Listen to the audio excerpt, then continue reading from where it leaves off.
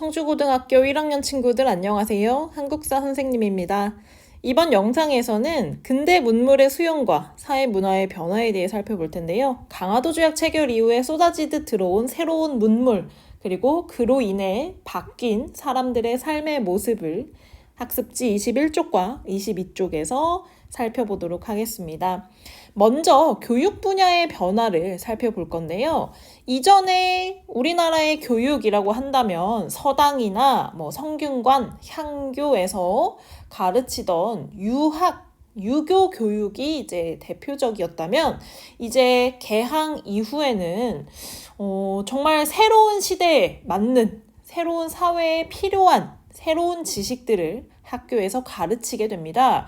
그런데 이 학교라는 것도 기존에는 사실 서당이나 향교, 성균관, 서원 이런 것들은 국가나 또는 민간에서 세웠던 것이잖아요. 마찬가지로 또 민간과 정부가 주도한 학교가 새롭게 등장하는데요.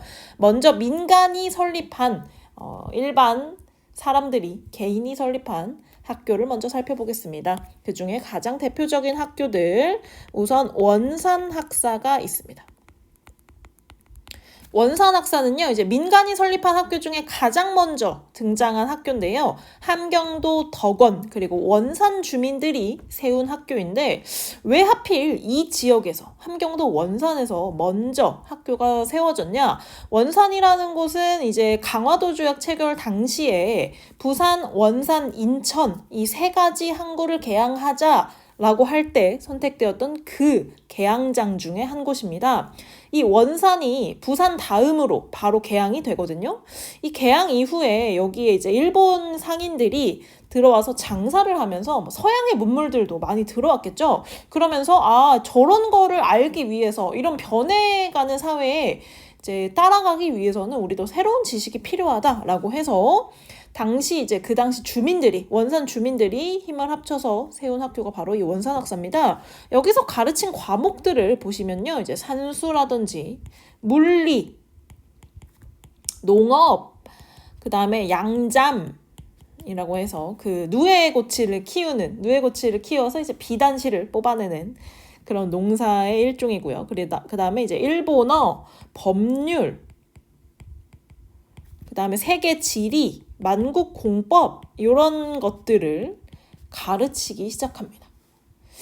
자, 그리고 이제 우리나라에 선교사들이 들어오면서, 특히 이제 개신교 선교사들이 들어오면서 새로운 지식을 보급하기 위해 세운 학교들이 있는데요. 대표적으로 아펜젤러가 세운 배제학당과 스크랜턴이 세운 이화학당이 있습니다. 이런 학당들은 지금도 대학교로 남아있죠. 배제대학교, 이화여자대학교로 남아있고요. 그 다음에 신민회에서 교육 분야의 이제 실력 양성을 위해서 세웠던 대성학교나 오산학교도 이때 세워진 것입니다. 자, 이것이 이제 민간에서 설립한 학교라면 정부가 주도한 학교도 있죠. 정부도 이제 개항을 하고 나서 새로운 지식인, 새로운 인재가 필요하다라고 해서 세운 학교들이 있는데요.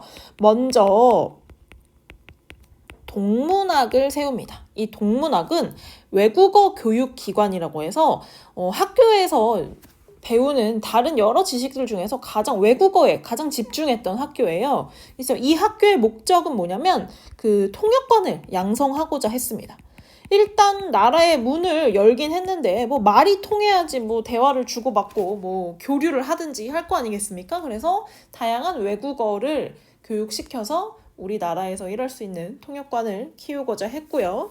그리고 이제 3년 뒤에 나라에서 새롭게 또 세운 학교가 있으니 바로 유경공원입니다.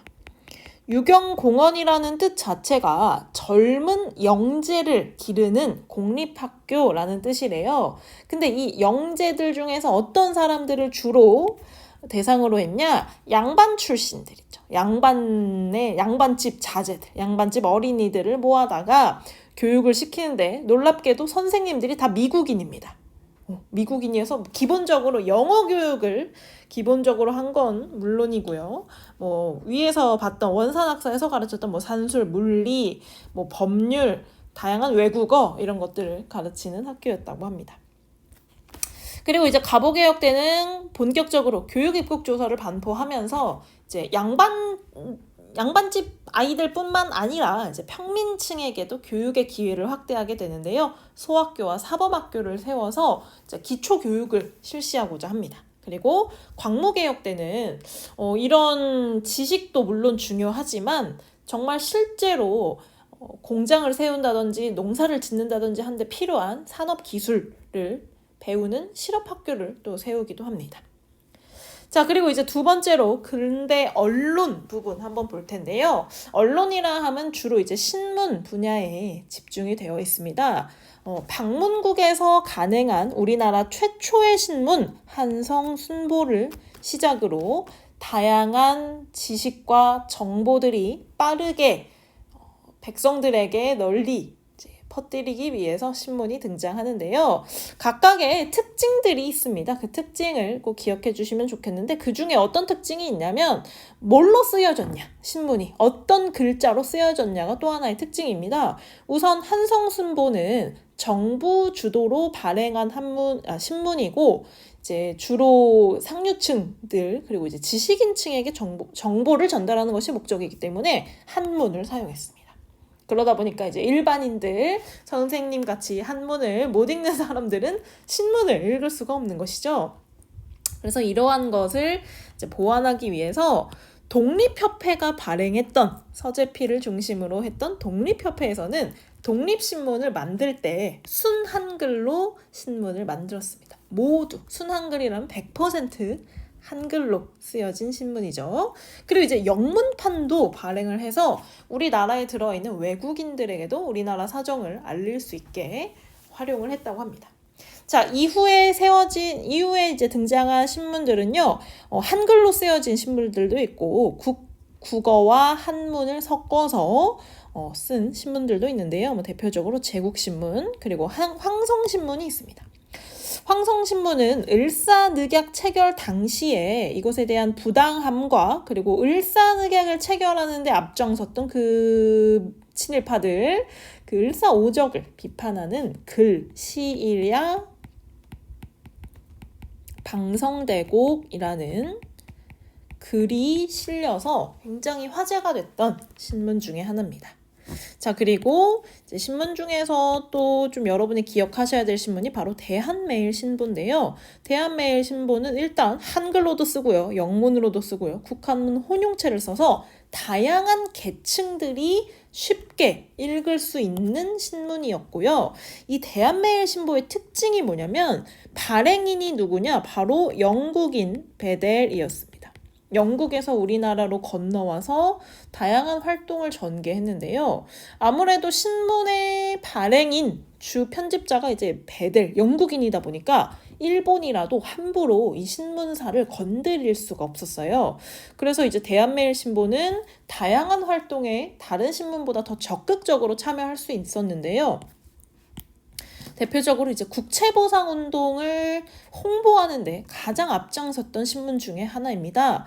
이 국채보상운동을 주도했던 양기탁 같은 사람들이 이제 이 대한매일신보도 같이 운영을 하면서 크게 신문에 광고도 하고 홍보도 해서 다양한 효과를 이끌어냈는데 일제가 이 양기탁이 국채보상운동으로 모금된 그 돈을 빼돌렸다라고 이제 누명을 씌우면서 활동이 어렵게 됐죠.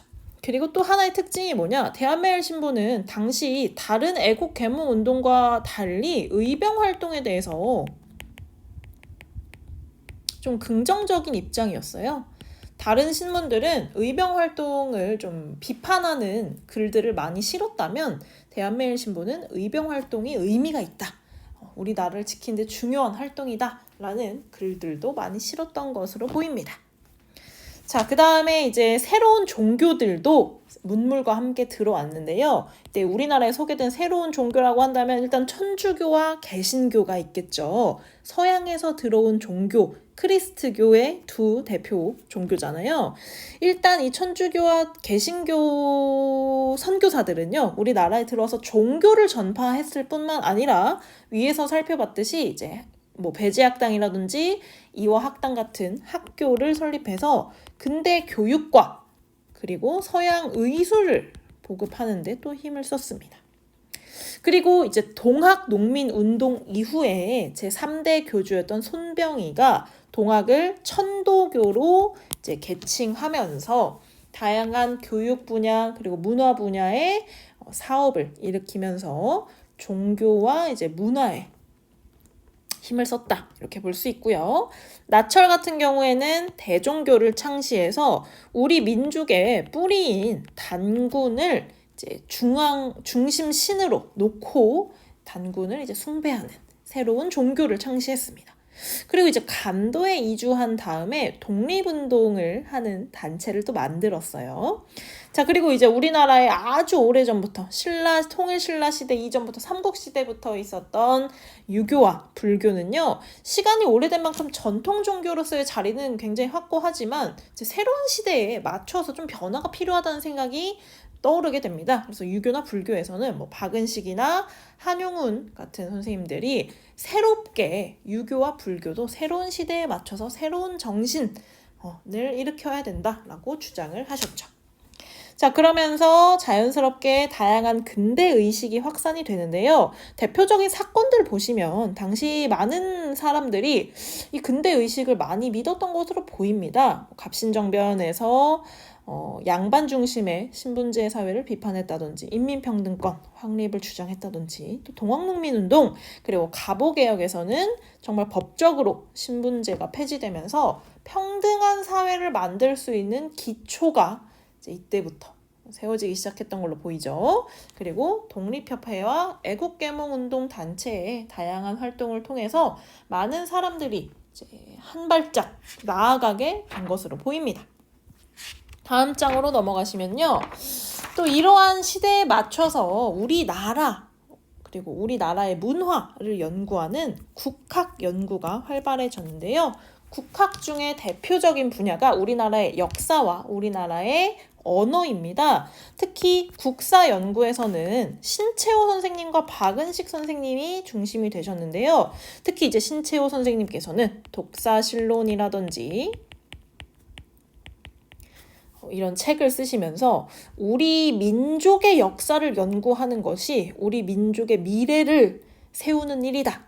민족의 미래를 준비하는 일이다 라고 강조하셨고요. 을지문덕전이나 이순신전 같은 위인전을 저술해서 나라가 어려웠을 때 어떤 사람들이 등장해서 나라를 구했는지 이런 이야기들도 널리 전파하려고 하셨습니다. 자, 그리고 이제 국어 연구에서는요, 갑오개혁 이후에 공식 문서에, 정부에서 발행하는 문서에 한문만 썼던 것이 아니라 이제 한글을 쓰는 한문과 한글이 함께 쓰여지기 시작하면서 이 국한문체 오타가 있죠. 그러면서 이제 문체 자체가 바뀌기 시작합니다. 이전에는 한문 중심의 글을 썼다면 이제는 한글 연구도 좀 시작이 되는데요. 주시경 선생님 같은 분들이 이제 우리나라의 고유의 언어, 세종대왕이 창시하신 그 한글, 국어를 좀 학문으로 본격적으로 연구를 해보자 라고 했고요. 정부 역시 국문연구소를 세워서 한글을 좀 연구를 하고자 하는 모습을 보여줍니다. 자, 그리고 이러한 서양의 근대 문물들은요, 사람들의 생활 모습도 바뀌어 갔는데요. 일단 옷차림, 양복이 보급됩니다. 서양식 옷이죠. 여러분들이 입고 있는 교복도 사실 양복의 변형이잖아요. 이런 것들이 이제 한복 말고 양복 같은 새로운 옷들도 널리 퍼지고요. 식생활에서는 이제 서양식 파티가 유행이 됩니다. 이제 상류층 중심으로 파티를 열 때 옛날에 잔치상이 아니라 이제 서양 음식을 차려놓고 파티를 벌이는 것이죠. 그 다음에 이제 왕실이나 고위관리 중심으로 커피가 유행했다고 하는데요. 이 커피를 가장 좋아했던 사람이 누구냐? 바로 고종입니다. 고종 황제의 취미이자 이제 가장 좋아하는 기호식품 중에 하나였죠. 그리고 이제 주생활 보시면 명동성당이나 정동교회 같은 서양식 건축물이 세워지기도 하는데요.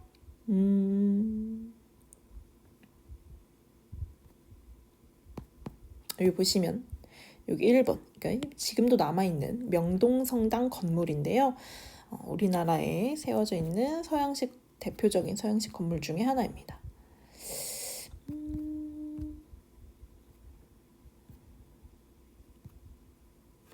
정동교회도 지금도 남아있는데 정동교회 역시 이제 대표적인 서양식 건물 중에 하나고요. 그리고 이제 여러분들이 좋아하는 야구, 축구, 테니스 같은 근대식 운동이 또 보급이 되면서 이제 다양한 사람들이 취미로 즐기기도 합니다. 자, 근대 시설 보시면요. 근대식 무기를 만드는 기기창이나 또는 신문을 발행하는 방문국, 그리고 서양식 의술을 펼치는 광해원이 설립이 됩니다. 그리고 통신 분야에서는 그 전기 신호로 서로 연락을 주고받는 전신설을 깔기 시작하고요. 이제 우편 사물을 실시하죠. 그 갑신정변 당시에 우정총국이 세워졌다가 갑신정변 직후에 바로 폐쇄가 되거든요. 그러다가 다시 10년 뒤에 우정총국이 다시 부활이 됩니다. 그러면서 이제 우편 시스템이 우리나라에도 들어오게 되고 이제 만국 우편 연합에 가입을 해서 다른 나라들과 우리나라 내에서뿐만 아니라 다른 나라들과도 우편물을 주고받을 수 있게 됩니다. 자, 그리고 이제 전기와 전차 시스템이 깔리면서 굉장히 편리한 시대가 열리게 되고요. 또 철도가 깔리는데요. 우리나라에서 가장 먼저 깔린 철도가 어디냐면 서울과 인천을 연결하는 경인선, 그 다음이 서울과 부산을 연결하는 경부선, 세 번째로 서울과 의주를 연결하는 경의선이 깔리면서 이제 철도를 통해서 많은 사람들 뿐만 아니라 많은 화물들을 싣고 운반을 하게 됩니다. 자, 그런데 이제 우리나라에서 살기 힘들어진 사람들은요, 또 더 나은 삶을 찾기 위해서 해외로 이주를 하는데요. 주로 만주나 연해주로 이주를 갔던 사람들은요, 우리나라에서 많은 수탈, 외세 침략이라든지 또는 이제 의병 활동을 하다가 도망을 간다든지 이런 식으로 해서 만주와 연해주에 독립운동 기지를 건설하는 바탕이 됩니다. 그리고 또 놀랍게도 미국 지역으로 이주를 한 사람들도 있는데요. 대표적으로 하와이 이주가 대표적입니다. 1903년에 우리나라 최초의 합법적 이민이 시작이 되면서 하와이 사탕수수 농장으로 이제 노동자로 가서 이제 많은 돈을 벌고 오겠다라는 다짐으로 하와이로 이민을 시작을 해서 하와이뿐만 아니라 미국 본토로도 가고요. 미국 본토 아래쪽에 있는 멕시코로도 이주를 해서 미주 한인 사회를 형성을 합니다. 그리고 1910년 이후에 미국 한인들을 중심으로 독립운동이 또 이어지기도 하죠. 이제 세계 각지로 우리나라 사람들이 널리 또 퍼져나가기 시작합니다. 자, 이번 영상에서 굉장히 많은 내용들을 다뤘는데요. 전부 다 외우기가 힘들 것 같죠. 이제 분야별로, 그리고 분야 중에서도 이제 선생님이 강조했던 핵심적인 내용 중심으로 기억해 두시기 바랍니다. 2단원 영상은 여기서 마지막이고요. 이제 한눈에 보기 영상을 통해서 2단원 전체 그 시간의 흐름과 사건의 연결 관계를 다음 영상에서 살펴보도록 하겠습니다. 고생하셨습니다.